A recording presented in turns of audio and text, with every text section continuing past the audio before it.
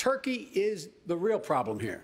And I would be having a real lockdown conversation with Erdogan and letting him know that he's going to pay a heavy price for what he has done. Now, pay that price. Donald Trump has the blood of the Kurds on his hand. What, in fact, needs to be done, protecting those Kurds. They lost their lives. This is shameful, shameful what this man has done. But it's also the case that a small number of specialized special operations forces and intelligence capabilities were the only thing that stood between that part of Syria and what we're seeing now, which is the beginning of a genocide and the resurgence of ISIS. I'm sorry, say that again? Is Turkey still a U.S. ally? Should they remain in NATO? No, Turkey is not a U.S. ally when they invade another country and engage in mass slaughter.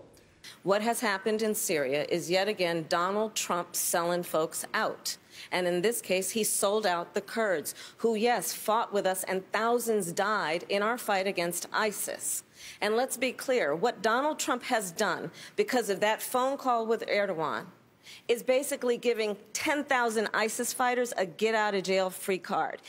The crisis here, as I think Joe said and Pete said, is when you begin to betray people, and in terms of the Kurds, 11,000 of them died fighting ISIS, 20,000 were wounded.